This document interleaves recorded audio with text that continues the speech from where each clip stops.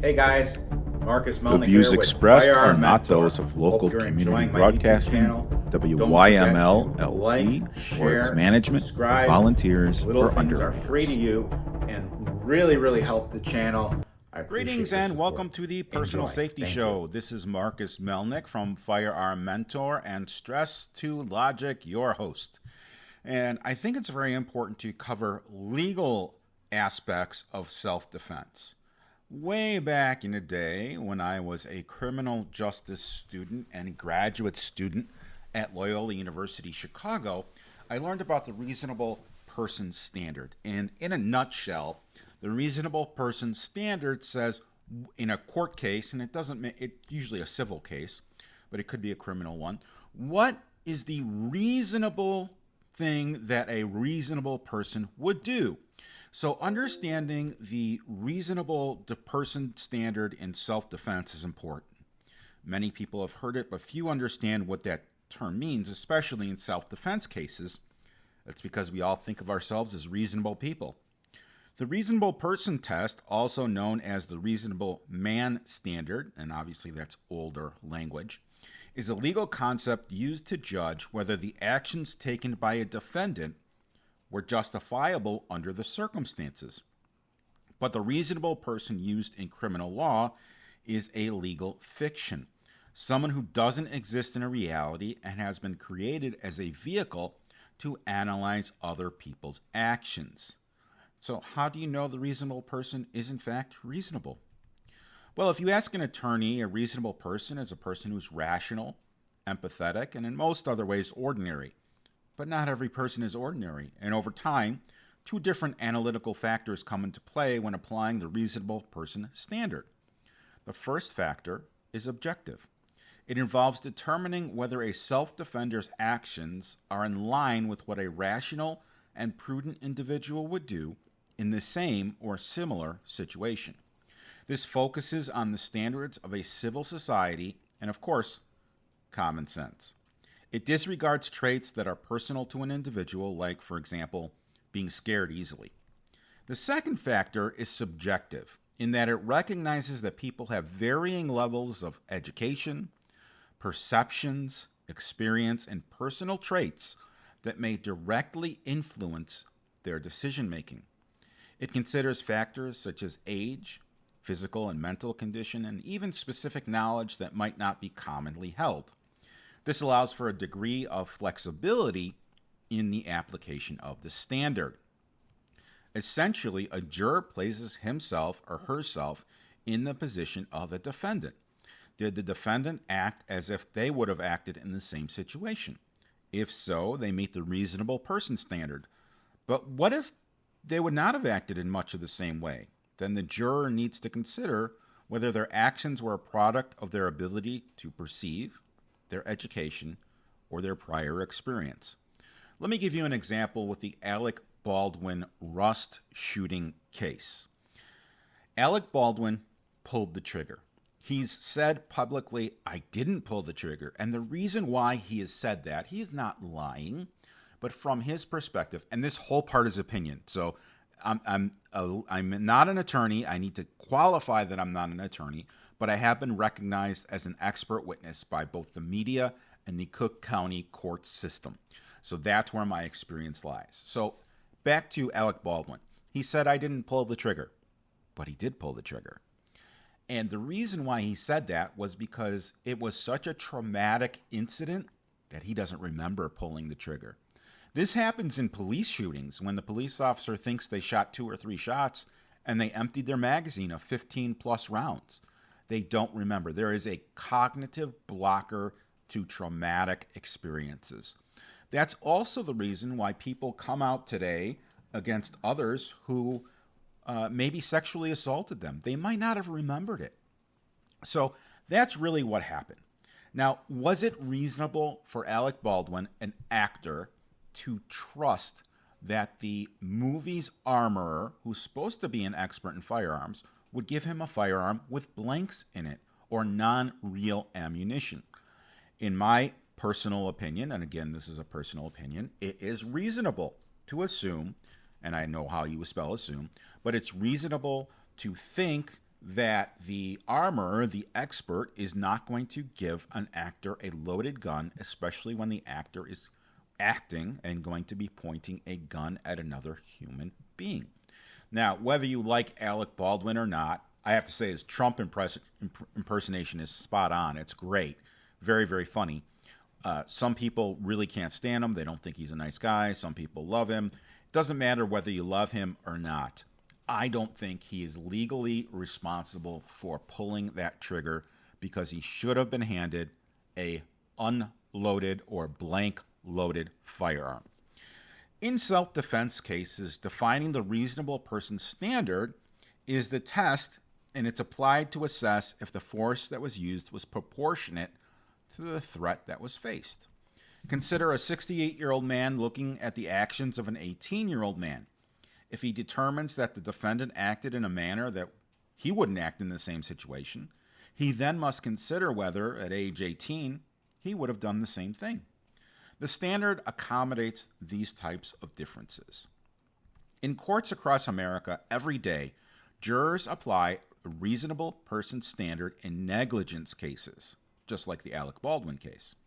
People do stupid things every day and are judged by the same standard when money is on the line. In criminal law, there are numerous examples of the reasonable person standard being the determining factor in whether someone was convicted of murder or set free. The reasonable person test helps jurors decide whether a defendant's belief that they were in imminent danger was justified.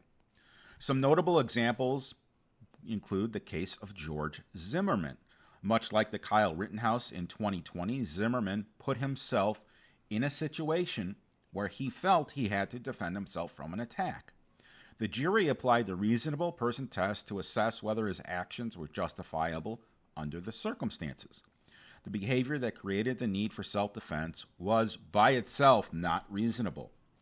Zimmerman should have called the police and let them handle it. However, once he found himself confronted by Trayvon Martin and was punched in the head and his head pounded in the sidewalk, the 6-person jury found he acted reasonably and acquitted him of murder and manslaughter. Some cases go the other way.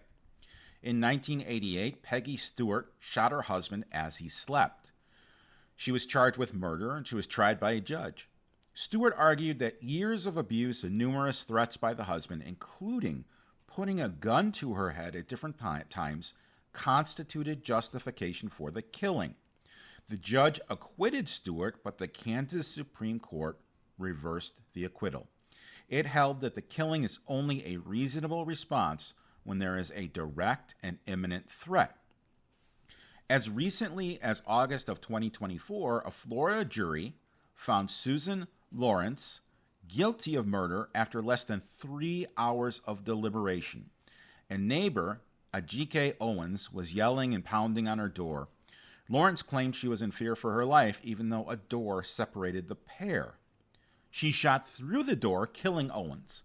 The prosecution argued that a lack of imminent threat rendered her behavior unreasonable. What should she have done? Well, you can pound on my door all you want, but if you break it down, that's when she would have been in immediate danger.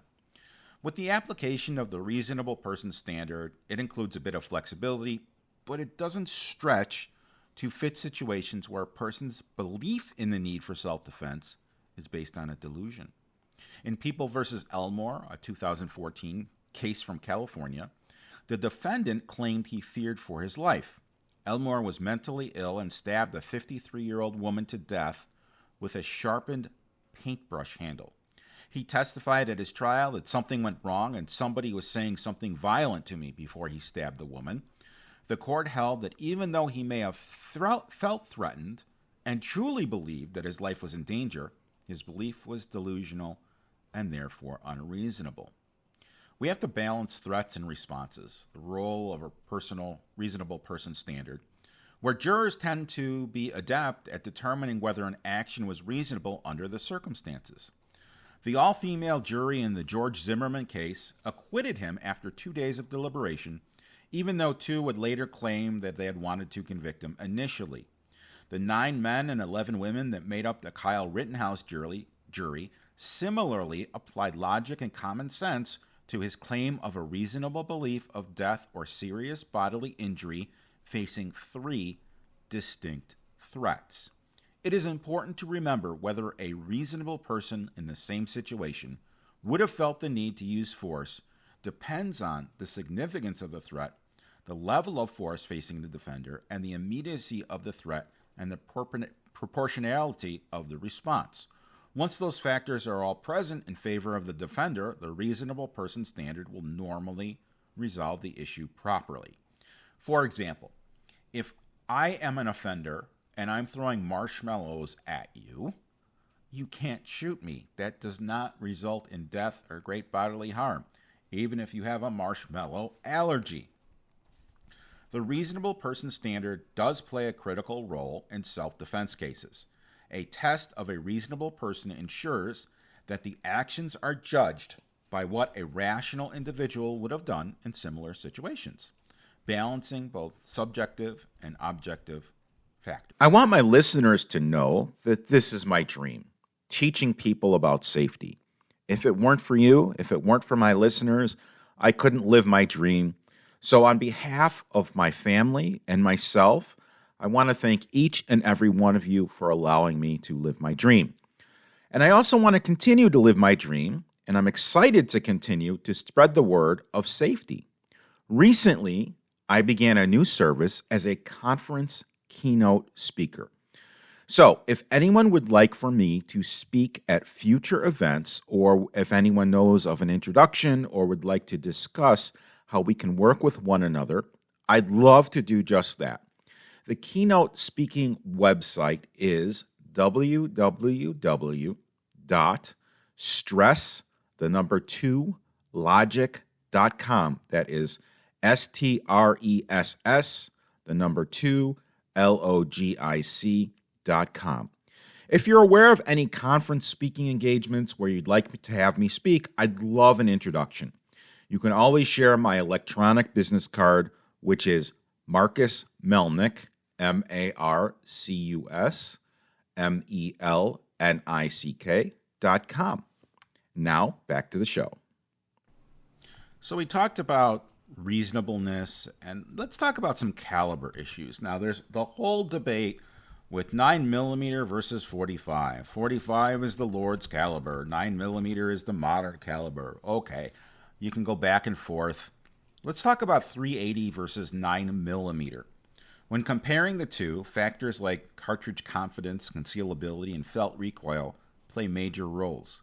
Some people prefer 9mm for its versatility and power, but many people choose 380 for its lighter recoil and compact designs. The decision does come down to personal preference and your self-defense needs and what you're comfortable shooting. Your smaller firearm that you have with you is going to be much more effective than the bigger firearm that you've left in your safe at home. 380 ACP, which stands for Automatic Colt Pistol, was introduced by John Browning in 1908 and has since become a popular choice for concealed carry.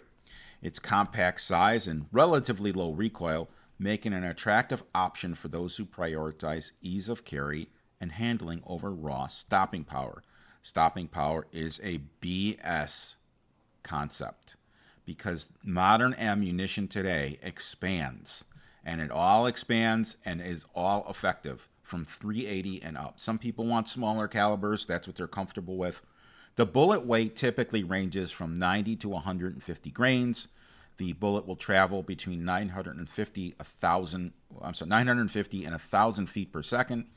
And recoil is light and easy for most to control, but just so you're aware, the smaller the gun, the greater the recoil. Force equals mass times acceleration.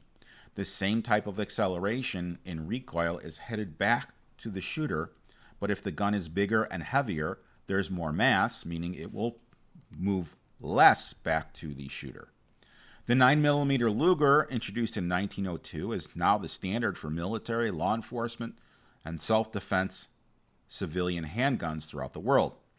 Known for its balance of manageable recoil and impressive stopping power, I don't know how impressive it is, the 9mm is a versatile round that performs well in both compact and full-size firearms. The bullet weight typically ranges from 115 to 147 grains. The bullet travels at between 1,100 and 1,250 feet per second.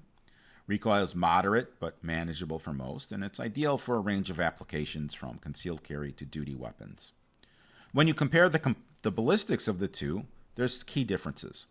The 380 ACP delivers about 200 foot-pounds of muzzle energy, making it a lighter round that is easier to control, especially for those sensitive to recoil. Its effective range is typically between 25 and 30 yards, which is adequate for most self-defense situations. One of the primary advantages is ease of handling. The reduced recoil and lighter weight of the firearm chambered in 380 make it an attractive choice for people looking for a highly concealable and manageable handgun. However, it does have drawbacks. It offers lower stopping power because it just doesn't have the same amount of penetration when compared to larger calibers. And it's particularly when there's heavy clothing or barriers or wintertime. On the other hand, 9mm Luger stands out for superior ballistic performance with muzzle energy almost double in some cases. It's between 350 and 450 foot-pounds. Significantly more power, making it a more potent option for self-defense. The range extends to 50 yards or more, providing a greater reach and versatility in self-defense situations. However, if you're more than 20 to 30 feet, not yards, away, you might not be in immediate danger. So what are you actually using it for? Are you using it just to have fun at the range, setting it up at 25 yards, 50 yards? The 9mm's key advantages include its greater stopping power and ability to penetrate barriers more effectively.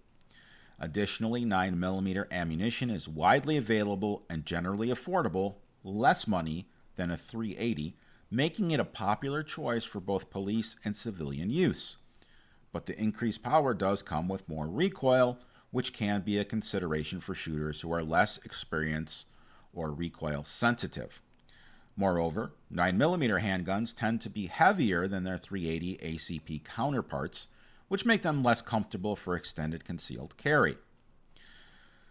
Some 380 handguns, like the Glock 42, the Kimber Micro 380, the SIG P238, and Walther PPKS, are common, and 9mm small handguns are the Glock 43, Glock 43X, Smith & Wesson Shield EZ, Smith & Wesson Shield Plus, and a lot of these specifications that we're talking about from ammo and later from guns are from manufacturer websites. So, like a Glock 42 weighs 13 ounces, a Kimber Micro also weighs 13 ounces, whereas Sig Sauer P238, which is a steel gun, 15 ounces, and a Walther PPK, 22 ounces. So, whatever you decide, make sure you get professional training and you continually practice. Shooting accurately is a perishable skill. If you do not practice, you become less accurate. So it's very important that whatever you happen to choose, please, just make sure you're very familiar with it. You keep it lubricated, you keep it clean, and that way you'll have an effective self-defense tool. The USCCA recommends several 380 ACP firearms for self-defense, and I would love to go through their list with you and give you my opinions. They're talking about, first is a Ruger LCP. It is affordable, it's very inexpensive, and it's highly reliable for those seeking a lightweight concealed carry gun. Features a long double-action trigger pull, which adds an extra layer of security for pocket carry, but the sights are minimal and does have a small grip. I would prefer a Ruger LCP Max, but there is a design flaw in the LCP Max. The LCP Max, you cannot rack the slide and chamber a round when the slide is closed. The slide has to be open. I had one, and I played with it, and I mean safely. But the reality is it wouldn't rack, it wouldn't load a round into the chamber with the slide closed. I thought it was a flaw in the gun. So I called Ruger, and they told me, oh, no, you have to have it an open slide. So, I wasn't too impressed with that. There's also the Ruger LCP2, which is an upgrade. Provides a better trigger, the grip is more ergonomic, and the sights are better. The gun remains compact enough for deep concealment, and it's easier to shoot than its predecessor. Both of them hold 6+1 rounds. Then there's the Ruger LCP Max, which I just talked about. Then we've got the Glock 42. As a smaller Glock, the Glock 42 brings reliability and Glock design to the world of .380 pocket pistols. It is slim, easy to carry, and provides enough firepower for personal defense. Its trigger system is excellent and makes it a top choice for those familiar with the Glock platform. Capacity is 6+1. Then you've got the Sig Sauer P365 380. It's designed for those who prefer a larger pistol, still easier to carry. Capacity is 10+1. The 300 series and SIGs have had some problems, so I don't know if I would get one. Next, they recommend the Smith & Wesson M&P Shield EZ380. Great gun. It is one of the easiest guns to operate thanks to its easy rack slide and light trigger pull. And it's designed for those who may have trouble racking the slide of smaller, stiffer pistols. It comes equipped with the grip safety for additional security and provides very manageable recoil. The capacity is 8+1. The US ECA also recommends the Bersa Thunder Plus. It's a little bit different. It's got a 15-round capacity, and it's a double-action, single-action pistol. It is a bit larger than some of the other guns, but offers excellent control and accuracy and is a solid choice. Next, they recommend the TSAS Faith. I don't have faith in TSAS, though. It's modeled after the Beretta 84, and the Faith offers an attractive design and solid performance with a slightly larger frame, which provides better handling and reduced recoil. It's 13+1 capacity. In the last segment of the show this week, I'd like to talk about concealed carry reciprocity. Currently, the way it is in Illinois, we have an Illinois concealed carry permit will allow you to carry in 39 states. That's 80% of the country. Left and right coasts are typically more liberal with their laws, so those are the areas that really you can't carry. And unlike other parts of the Constitution, the Second Amendment is super politicized to the point where it's treated as a second-class right. But recently, Republicans in the House and Senate have introduced another concealed carry reciprocity bill, which President Trump vows to sign. Congress faces a crucial opportunity to reaffirm this. I don't know if it's going to happen, but this is about acknowledging that constitutional rights are universal, not dependent upon geography. That would be like saying, well, you have freedom of speech in Chicago, but you don't have that much freedom of speech in New York or California. Ridiculous. There are, according to the Federalist, it's a natural right, not a state privilege. And the allegory that they draw is, imagine if a woman lost her right to vote, protected by the 19th Amendment, simply because she crossed into a state with different historical views on sex roles or gender roles. Or consider if a journalist's First Amendment protections were recognized in one state but ignored in another. Such infringements are unthinkable. But this is actually the reality that faces law-abiding gun owners who travel with concealed carry permits. I've had a lot of truckers in my class. I've had a lot of people who travel for business. The constitutional rights to self-defense, and it has been affirmed by the United States Supreme Court, is undermined by a patchwork of state laws.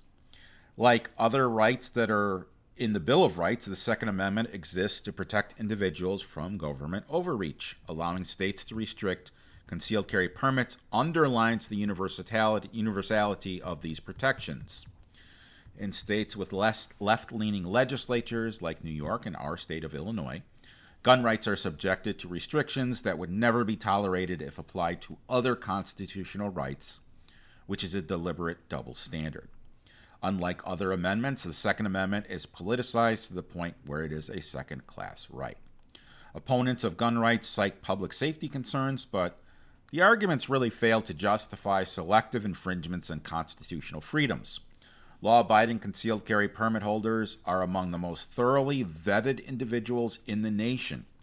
As a matter of fact, even if you just have a FOID card and not a concealed carry, you are background checked 360 days a year against not only the criminal database, NICS, the National Information Crime System, I think that's what it's called, but an Illinois mental health database, which is where if somebody gets hospitalized for a psychiatric reason, they are disqualified from owning a gun for 5 years. That's not a bad idea.